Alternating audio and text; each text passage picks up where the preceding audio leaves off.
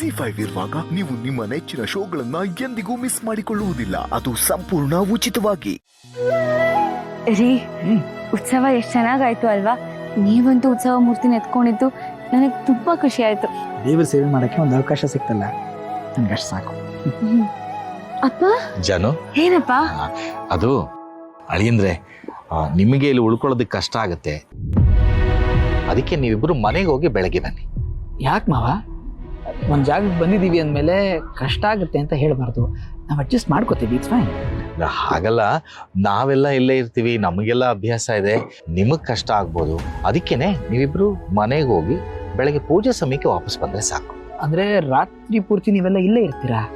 ಯಾಕೆ? ನಮ್ಮ ಭಾವನಿಗೆ ಅವಳಿಗೆ ಮದುವೆ ಸಂಬಂಧಪಟ್ಟ ಹಾಗೆ ಒಳ್ಳೇದಾಗ್ಲಿ ಅಂತ ಒಂದು ಪೂಜೆ ಇಟ್ಕೊಂಡಿದೀವಿ, ಅದನ್ನ ಮುಗಿಸ್ಕೊಂಡೆ ನಾವು ಹೋಗೋದು. ನೀವೆಲ್ಲರೂ ಇಲ್ಲೇ ಇರ್ತೀರಿ ಅಂದಮೇಲೆ ನಾವು ಇಲ್ಲೇ ಇರ್ತೀವಿ. ಅಲ್ಲ, ಹಾಗಲ್ಲ ಅಳಿಯಂದ್ರೆ, ಇಲ್ಲಿ ರಾತ್ರಿ ಊಟದ ವ್ಯವಸ್ಥೆ ಅದೆಲ್ಲ ಸ್ವಲ್ಪ ನಿಮಗೆ ಕಷ್ಟ ಆಗುತ್ತೆ. ಮನೆಗೆ ಹೋಗಿ ಜಾನು ಅಡುಗೆ ಮಾಡ್ತಾಳೆ, ಊಟ ಮಾಡ್ಕೊಳ್ಳಿ. ಪೂಜೆಗೆ ಇಲ್ಲೆಲ್ಲ ಸಿದ್ಧತೆ ಆದಾಗ ಬೆಳಗ್ಗೆ ಫೋನ್ ಮಾಡ್ತೀನಿ, ಹೊರಟು ಬನ್ನಿ. ಮಾವ, ಇವತ್ತು ರಾತ್ರಿ ಇಲ್ಲಿ ಬಿಡಿಸೋದು ಪ್ರಸಾದ. ಪ್ರಸಾದನೇ ಬೇಡ ಅಂತನೋಷ್ಟು ದೊಡ್ಡವನಲ್ಲ ನಾನು. ಆ ದೇವರ ಅನುಗ್ರಹದಿಂದನೇ ನಂಗೆ ಇವತ್ತು ಜಾನ್ವಿಯವರು, ನೀವು, ಈ ತುಂಬ ಕುಟುಂಬ ಎಲ್ಲ ಸಿಕ್ಕಿದ್ದೀರಿ. ಹಾಗಿದ್ಮೇಲೆ ಆ ಪ್ರಸಾದನ ಕಣ್ಣು ಹೊತ್ಕೊಂಡು ಊಟ ಮಾಡ್ತೀನಿ. ಜಾನ್ವಿಯವರೇ, ನಿಮ್ಗೆ ಇಲ್ಲಿ ರಾತ್ರಿ ಇರೋದಕ್ಕೆ ಯಾವ ತೊಂದರೆ ಇಲ್ಲ ತಾನೆ? ಅದೇ ಮತ್ತೆ, ನೀವೇ ಹೂ ಅಂದ್ಮೇಲೆ ನನಗೆ ಏನ್ ತೊಂದರೆ ಇರುತ್ತೆ? ನಂಗೆ ಇಲ್ಲಿರೋದಕ್ಕೆ ಖುಷಿನೇ. ಅಪ್ಪ, ನಾವಿಬ್ರು ಇಲ್ಲೇ ಉಳ್ಕೋತೀವಿ. ಸರಿ ಮಗಳೇ, ನೀವೇ ಇಷ್ಟಪಟ್ಟು ಇರ್ತೀರಾ ಅಂದ್ರೆ ನಮಗೂ ಖುಷಿನೇ. ಹಾಗಾದ್ರೆ ನಿಮ್ಗೆ ಉಳ್ಕೊಳ್ಳೋದಕ್ಕೆ ಒಂದು ವ್ಯವಸ್ಥೆ ಮಾಡ್ತೀವಿ. ಸರಿ. ನೋಡಿ, ನಮ್ಮ ಮಾವಂಗೆ ನನ್ನ ಬಗ್ಗೆ ಎಷ್ಟು ಕಾಳಜಿ ಅಂತ. ಇಂಥ ಮಾವನ್ ಪಡೆಯೋಕೆ ನಾನು ಎಷ್ಟು ಪುಣ್ಯ ಮಾಡಿರ್ಬೇಕು. ಪುಣ್ಯ ಮಾಡಿರೋದು ನೀವೊಬ್ಬರೇ ಅಲ್ಲ, ನಿಮ್ಮಂತ ಹೃದಯವಂತನ ಗಂಡನ್ ಪಡೆಯೋದಕ್ಕೆ ನಾನು ಪುಣ್ಯ ಮಾಡಿದ್ದೆ.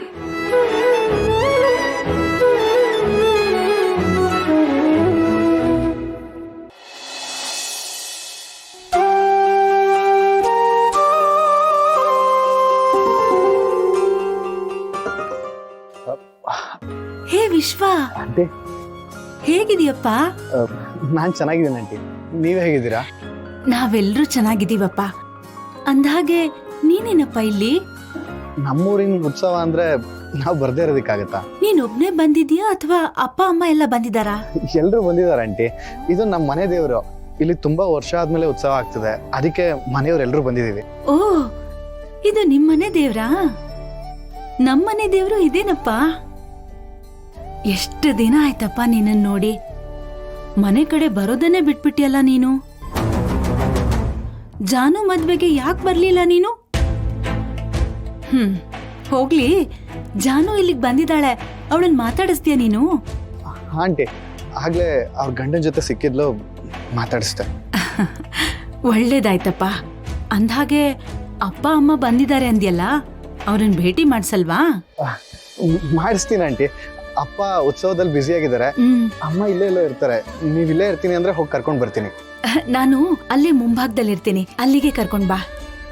ಸರಿ ಆಂಟಿ. ಆಯ್ತಪ್ಪ.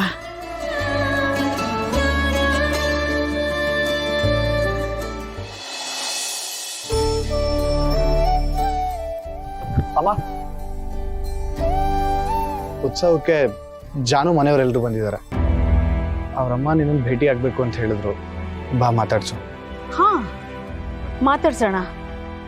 ಜಾನು, ನೀನ್ ನೋಡಿದ್ಯಾ? ನೀನ್ ಅವಳ ಹತ್ರ ಮಾತಾಡ್ದ?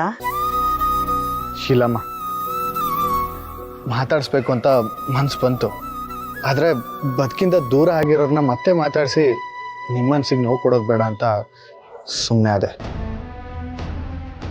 ನಮ್ಮ ಮನೆ ದೇವ್ರು ಈಗಲಾದ್ರೂ ನಿನ್ಗೆ ಒಳ್ಳೆ ಬುದ್ಧಿ ಕೊಟ್ಟನಲ್ಲ. ಹೋಗ್ಲಿ ಬಿಡು, ಅವಳು ಮದುವೆ ಆಗಿ ಗಂಡನ ಜೊತೆ ಸುಖವಾಗಿದ್ದಾಳೆ, ಅಷ್ಟೇ ಸಾಕು. ಹೌದಮ್ಮ, ಅವಳ ಗಂಡನ ಜೊತೆ ಅವಳು ಸುಖವಾಗಿದ್ದಾಳೆ. ಸರಿ, ಬನ್ನಿ ಹಿಂಗೆ ಮಾತಾಡ್ಸು. ಬಾ. ಅಯ್ಯೋ ವಿಶ್ವ, ನಿಮ್ಮಪ್ಪ ಕಾರಲ್ಲಿ ಕನ್ನಡಕ ಇದೆ ತಗೊಂಬ ಅಂತ ಹೇಳಿದ್ರು. ನಾನ್ ನೋಡಿದ್ರೆ ಮರ್ತೇ ಬಿಟ್ಟೆ. ನಾನು ಹೋಗಿ ಫಸ್ಟು ಕನ್ನಡಕ ಕೊಟ್ಟು ಬರ್ತೀನಿ, ಇಲ್ದಿದ್ರೆ ನಿಮ್ಮಪ್ಪನ ವಿಷಯ ಗೊತ್ತಲ್ಲ. ಸರಿ ಅಮ್ಮ, ಹೇಗಿದ್ರು ಅವ್ರು ಇಲ್ಲೇ ಇರ್ತಾರಲ್ಲ, ಮಾತಾಡ್ಸಿದ್ರಾಯ್ತು ಬಿಡು. ನೀನು ಹೋಗ್ಬಾ. ಸರಿ, ಇಲ್ಲೇ ಇರು, ಬಂದ್ಬಿಡ್ತೀನಿ.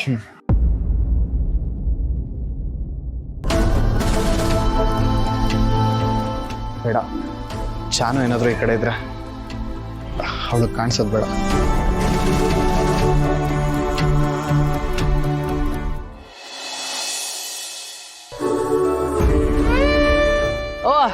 ಮೇಡಮ್ ಅವರೇ ಈತಾಗ ಹೋಯ್ತಿದ್ದೀರಿ?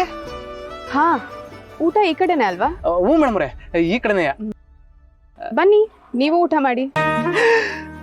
ಆಹಾ ದೇವ್ರೇ, ಏನಪ್ಪಾ ನಿನ್ ಲೀಲೆ. ನನ್ನ ನೆರಳು ಕಂಡ್ರೆ ಆಗದೆ ಇದ್ದವರು ಊಟಕ್ಕೆ ಕರೀತಾವ್ರಲ್ಲಪ್ಪ. ಹ್ಞೂ ಮೇಡಮ್ ಅವರೇ, ಬನ್ನಿ ನಡೀರಿ. ನಿಮಗೆ ಯಾವಾಗ್ಲೂ ತಮಾಷೆನೇ ಅಲ್ವಾ? ನನಗೆ ಗೊತ್ತು, ನೀವ್ ಮದ್ವೆ ಆಗೋ ಹುಡ್ಗಿನ್ ಬಿಟ್ಟು ಊಟ ಮಾಡಲ್ಲ ಅಂತ. ಅಯ್ಯೋ ಪರವಾಗಿಲ್ಲ, ನನಗ್ ಏನಾದ್ರೂ ಅನ್ನಿಸ್ಬಾರ್ದು ಅಂತ ನೀವ್ ತಮಾಷೆ ಮಾಡ್ತಿದ್ದೀರಾ ಅಲ್ವಾ? ಅಯ್ಯೋ ಹಂಗಿರಿಲ್ಲ ಮೇಡಮ್ ಅವರೇ, ನಂಗೆ ಅರ್ಥ ಆಗುತ್ತೆ. ಏನು ಎಷ್ಟು ನಗ್ನಗ್ತಾ ಮಾತಾಡ್ತಿದ್ದೀರಲ್ಲ? ಏನಿಲ್ಲ. ಅಯ್ಯೋ, ಯಾಕೆ ಸಿದ್ದು ಅವರೇ ಸುಮ್ಮನೆ ಸುಳ್ಳು ಹೇಳ್ತಿದ್ದೀರಾ? ನಾವ್ ನಿಮ್ ಬಗ್ಗೆನೇ ಮಾತಾಡ್ತಿದ್ವಿ. ನನ್ ಬಗ್ಗೆನಾ? ಏನಂತಿದ್ರು? ಊಟಕ್ಕೆ ಬನ್ನಿ ಅಂತ ಕರೆದೆ, ಆದ್ರೆ ಅವ್ರು ನಿಮ್ಮನ್ ಬಿಟ್ಟು ಊಟ ಮಾಡಲ್ವಂತೆ.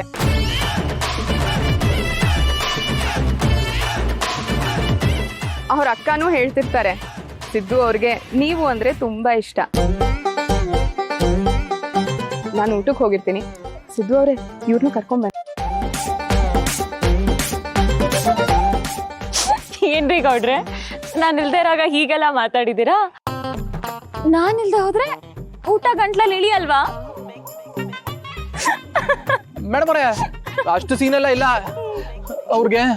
ನಾನು ಹೇಳೋದೇನು ಅರ್ಥ ಆಗೋದಿಲ್ಲ. ನಿಮ್ ಸುಮ್ಮನೆ ಹೋಗಿ.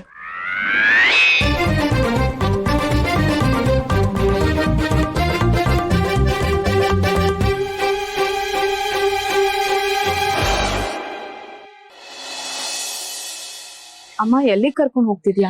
ಅದು ಕಂಕಣ ಕಟ್ಟಿ ಪೂಜೆ ಮಾಡಿದ್ರೆ ಎಲ್ಲ ಒಳ್ಳೇದಾಗತ್ತೆ ಅಂತ ಪೂಜಾರ್ ಹೇಳಿದ್ರು, ಅಲ್ಲಿ ಕರ್ಕೊಂಡು ಹೋಗ್ತಾ ಇದ್ದೀನಿ.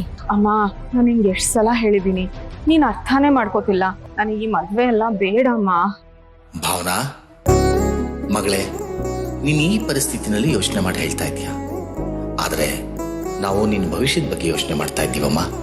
ನಂಗೆ ಗೊತ್ತು, ಖುಷಿ ಇದ್ದಾಳೆ ಅಂತ ಹೇಳ್ತೀಯ. ಖುಷಿ ಇನ್ನ ಚಿಕ್ಕವಳು, ಅವಳಿಗೆ ನೀನ್ ಆಶ್ರಯ ಆಗ್ಬೇಕು. ಆ ಮಗು ಏನ್ ಮಾಡುತ್ತೆ? ಒಂದು ವಯಸ್ಸಾದ್ಮೇಲೆ ಜೊತೆಗೆ ಬಾಳ ಸಂಗಾತಿ ಬೇಕಾಗ್ತಾರಮ್ಮ. ಅಪ್ಪ ಬೇಡ ಅನ್ಬೇಡ.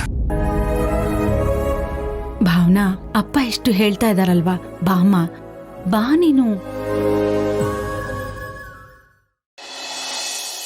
ಓ ಏನ್ ನರಸಿಂಹಣ್ಣ, 8 ದಿನ ಆಗೋಯ್ತು ನಿನ್ ನೋಡಿ. ಹೆಂಗಿದ್ಯಪ್ಪ? ದೇವ್ರದಿಂದ ಚೆನ್ನಾಗಿದ್ದೀನಿ. ನೀವೆಲ್ಲರೂ ಹೇಗಿದ್ದೀರಿ? ಚೆನ್ನಾಗಿದ್ದೀವಿ. ನಿಮ್ಗೆ ನೋಡಿದ್ರೆ ನನಗೆ ತುಂಬಾ ಸಂತೋಷ ಆಗುತ್ತೆ. ನಿಮ್ ನಗು ಅಂದ್ರೆ ನನಗೆ ತುಂಬಾ ಇಷ್ಟ. ಆ ನಗುಲೇ ಒಂದು ಶಿಸ್ತು ಮೇಂಟೈನ್ ಮಾಡಿದಿರಲ್ಲ.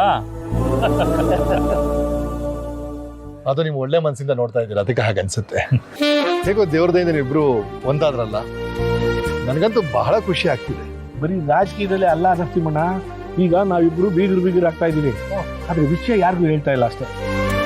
ಯಾಕೆ ಅಂದ್ರೆ ನಾವಿಬ್ರು ಬೇರೆ ಬೇರೆ ಪಕ್ಷದಲ್ಲಿ ಇದ್ಕೊಂಡು ಬೀಗರಾಗ್ತಾ ಇದೀವಿ ಅಂದ್ರೆ ನಿನಗೆ ಗೊತ್ತಲ್ಲಪ್ಪ, ತಲಾಗೊಂದೊಂದು ಮಾತಾಡ್ಕೊಂಡ್ಬಿಡ್ತಾರೆ. ಅದಕ್ಕೆ ಒಳ್ಳೆ ಸಮಯ ನೋಡಿ ಹೇಳೋಣ ಅಂತ ಕಾಯ್ತಾ ಇದ್ದೀವಿ. ಯಾರು ಏನಾದ್ರೂ ಮಾತಾಡ್ಕೊಳ್ಳಿ ಬಿಡಿ, ನೀವಿಬ್ರು ಕುಟುಂಬ ಒಪ್ಕೊಂಡಿದ್ಯಲ್ಲ, ಆಮೇಲೆಲ್ಲ ಸರಿ ಹೋಗುತ್ತೆ. ZEE5 ಆಪ್ ಡೌನ್ಲೋಡ್ ಮಾಡಿ ಎಲ್ಲಾ ಸಂಚಿಕೆಗಳನ್ನು ಸಂಪೂರ್ಣ ಉಚಿತವಾಗಿ ನೋಡಿ.